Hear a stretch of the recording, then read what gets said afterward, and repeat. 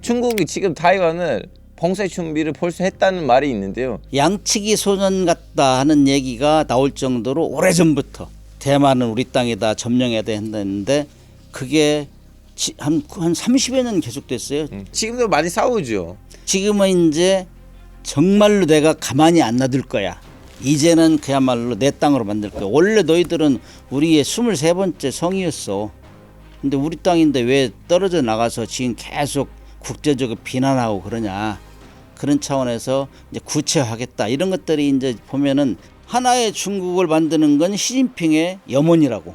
네. 모태똥도 못했던 걸 내가 해낸다. 그거를 계속 미국에 시비 걸고 하니까 미국의 이 대통령 선거 있을 때 막 또 침략하려고 준비하고 그다음에 대만 총통 선거가 있으면은 말 잘 들으라고. 근데 그런 거 있을 때마다 계속 훈련 강도를 높이고 하면서 이제 드디어 너희들 고립시키겠어. 그렇게 하면서 국내 내부적인 결속도 다지고 대내외적으로 그런 정치적인 것을 다 고려하는 거예요. 그렇기 때문에 지금 엄청나게 세게 지금 하고 있다.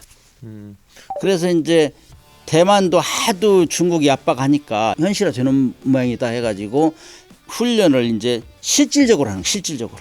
옛날에는 모병제를 했단 말이에요. 4개월 정도 훈련시켜가지고 모병제를 했는데 지금은 징병제로 전환하고 있어요. 그래서 병력이 부족하니까 그래서 이제 진짜 이거 침공할 가능성도 있다 해가지고 전 군에 이제 이 뭐 훈련을 방공훈련, 뭐 미사일 방어훈련, 사이버전 방어훈련 이런 것들을 집중적으로 하고 있어요. 근데 교수님 아무리 징병제로 가도 중국의 인구는 14억 정도? 대만 전체가 할머니 할아버지까지 다 정 들고 나와도 좀 상대가 되겠어요? 사실 대만하고 중국하고는 뭐 이제 싸움이 된다면 해양에서 싸움이 이루어지는 게 일반적이죠. 근데 해군력 수준도 비교가 안 돼. 이 병력으로 하면 중국 전체 병력 한 200만, 대만은 17만 명 정도밖에 안 된다고. 그래서 아까 할머니 할아버지 얘기했는데 그래서 급한 거예요. 그다음에 뭐 항공기도 전투기도 뭐 중국 한 막 1,500대 이상, 대만은 막 300대 정도밖에 안 돼. 300대 그래도 많네요. 그래도 많이 최근에 많이 늘린 거예요. 네. 그다음에 함정도 중국 같은 경우는 세계 1등. 숫자적인 면에서 네, 숫자적인 면에서 370여 척 이상이고 대만은 100척 정도밖에 안 돼요. 다윗과 골리앗의 싸움이다. 이렇게 얘기할 수 있죠. 중국 사람이 누가 얘기하는데 당랑거철 뭐 사자성어로 하던데 그게 사마귀가 수레를 막는다. 응? 네. 확 밀어버리겠다 그거지. 그래가지고 계속 이제 중국은 이것들 쉬운 말로 하면 게임이 안 되는 것들이 시끄럽게 해 너무. 근데 교수님 저는 대만 친구한테 들었던 얘기인데 중국이 감히 우리를 그렇게 쉽게 못 건들려. 저도 걔네들 우리를 건들면 우리 지금 미사일들이 다 세탑된 상황이고 바로 우리는 거기에 있는 몇 개 댐 그리고 뭐 해륙 발전소 이런 것들을 다 쓰면 이제 중국의 경제가 스탑된다 뭐 이런 말이 있는데 이거는 상당히 공부 많이 하셨네. 네. 이런 것들이 이제 비대칭 전략이라 하는 거예요. 네. 큰 사람한테 안 되잖아. 다윗과 골리앗 싸움이 비대칭 전략이 전형이에요. 전형. 네. 딱 머리를 맞춰가지고 쓰러뜨렸잖아. 네. 그게 이제 산사댐 공격하고 그다음 사이버전으로 자기들을 함부로 못하게 다 먼저 보는 거예요. 러시아 우크라이나 전쟁 때도 세계 2위의 군사력과 22위 그때 당시 22위에서 네. 저기 우크라이나가 근데 거기에서 금세 끝날 것이다 했잖아요. 그런데 지금 3년 걸렸잖아. 네. 그래서 어떻게 그 약점을 물고 늘어지느냐. 너 내가 그냥 죽지 않겠어. 네 약한 부분 오른쪽 어깨가 약하지. 내가 거기만 때리면 돼. 네. 뭐 이런 식으로 하는 게 비대칭 전략이거든. 그냥 한 번에 집어먹을 것 같지만은 그걸 못 한단 말이죠. 그만큼 현대전이라는 것이 진짜 재래식 무기부터 현대 최첨단까지 계속 다 동원되는 거기 때문에 국가 총동원이 되면은 중국도 죽고 뭐 전쟁 이긴다고 뭐 살아요. 중국도 지금 엄청 어렵다고 실업률 많지 부동산 거품 이런 것 때문에 엄청 힘들어가지고 중국도 시진핑 막 욕하는 사람이 많대. 네. 그러니까 국민한테 인기가 좋았는데 괜히 전쟁 벌이면 돈 많이 들잖아요. 네. 더 어렵잖아. 완전히 이기지 못해 한 번에 다 장악하지 못하면은 시진핑도 실각될 수 있어. 그러니까 함부로 할 수 없지. 그래서 계속 말싸움하면서 서서히 위협의 강도를 증강시키니까 미국도 이거 진짜 할 모양이다 해가지고 지금 대비하고 있죠.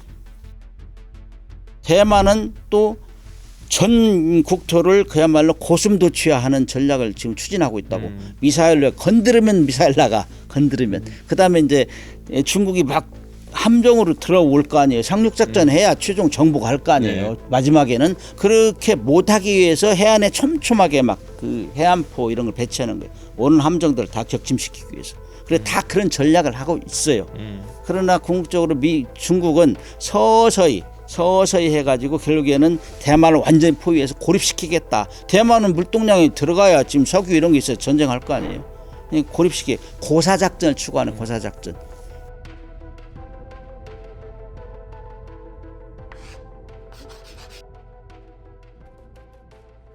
중국이 와서 대만을 치면 미국이 가만히 있지 않을 건데 미국도 대만만큼이나 이렇게 준비를 하고 있나요? 미국은 참으로 1등이라고 자기 맘대로 하는 게 많아요. 그걸 쉬운 말로 전략적 모호성 그러거든. 자기들이 필요할 때는 막 하고 자기들이 손해날 것 같으면 뒤로 쫙 빠지고 그런다고.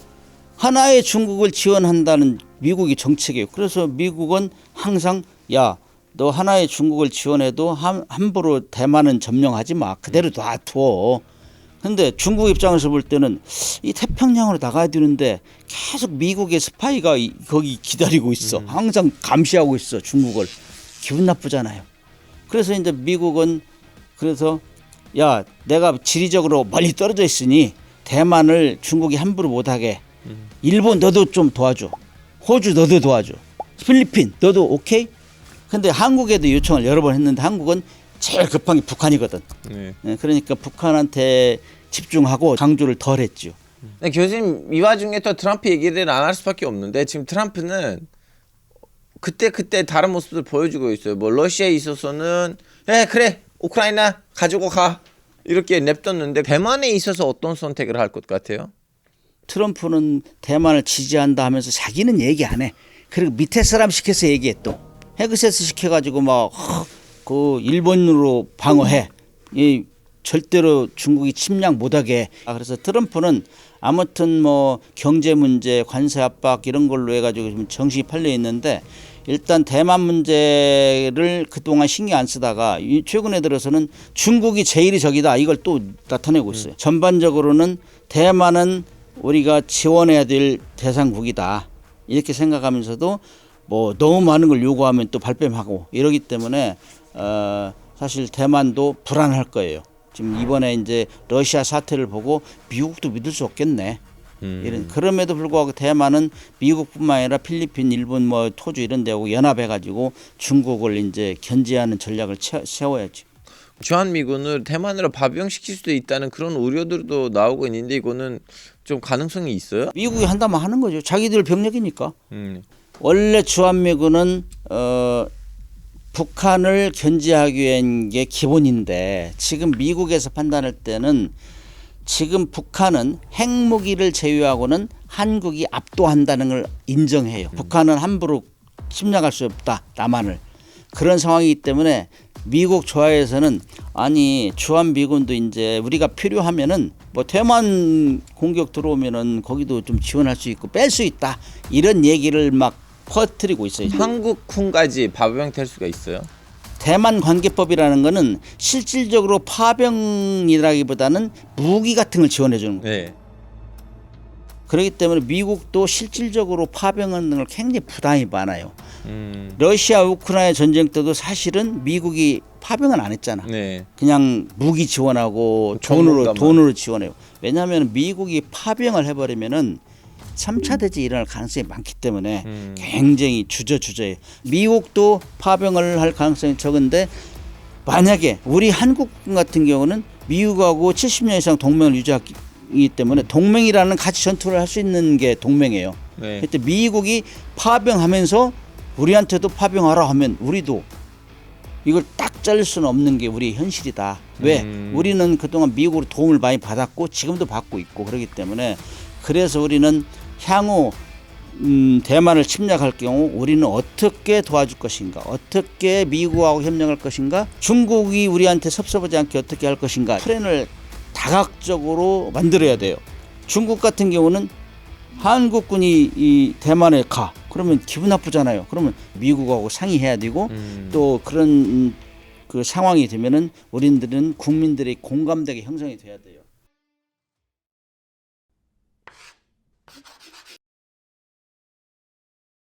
근데 교수님 중국의 행보를 보니까 단순히 대만을 노리는 것 같지는 않고요. 왠지 태평양을 노리는 것 같은데 굳이 태평양까지 이렇게 욕심을 부리는 이유가 뭐예요? 대만을 하나 침공했다고 해서 중국이 얻는 게 뭐가 있겠어요. 지금 사실 대만하고 중국은 무역 교역량도 많아요. 네. 대만은 뭐 거의 몇 년 전까지 45% 중국에 의존했다고, 그다음에 최근에 한 35%를 중국하고 무역하고 있던데, 지금 뭐 대만을 침공한다고 해서 뭐 경제적으로 크다는 이익이 되느냐, 그건 아닌데, 단지 태평양으로 나가기 위한 전초 길목에 그 미국 스파이가 있단 말이지, 자유진영이. 그래서 그거를 퇴치하려는 게 정치적인 목적이고, 그다음에 그에서 태평양으로 나가는 이유, 태평양은 자원을 보고해. 특히 남사군도 같은 경우는 석유 잠재 매장량이 세계 2위, 그다음에 뭐 어획량이 세계 10%이 정도 되기 때문에 구단선이라는 걸 만들어 놓고 막 일본, 오키나와 뭐 필리핀 이런 데 그거 지 맘대로 그어 놓고 거기에 다 우리 땅이야, 이거 우리 과거부터 여기 우리 땅이었어 주장하는데 안 맞는 거, 논리적으로 안 맞거든. 자원이 없으면 뭐하러 가겠어요. 거기를 거쳐서 또 저 북극해로 가야 돼. 그러니까 그런 여러 가지 다목적이 있는데 자꾸 대만이라는 게 코앞에서 얼쩡얼쩡거리거든. 그러니까 그거를 이제 잠재우고 태평양으로 나가려고 하는 거예요.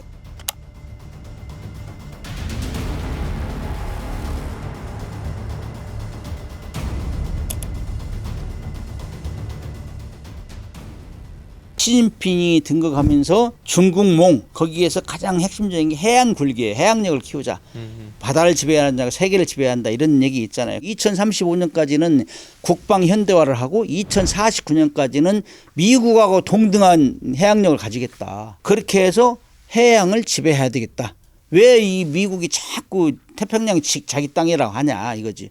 그런데 거기서 부딪히고 있는 거예요, 지금. 근데 미국은 이미 태평양을 선점하고 있어요. 알래스카, 뭐 하와이, 괌, 그다음에 요코스카 막 이런데 쫙 미국, 호주 이런데 딱 미군 기지가 있잖아. 근데 중국은 없어요. 그러니까 자꾸 뭐 그 남사군대에 막 섬에다가 7개 이 암초에다가 레이더 기지, 활주로 뭐 이런 거 해가지고 계속 거기를 딱 일단 만들어 놓으면 태평양으로 나가는데 또 그 발판이 되잖아요.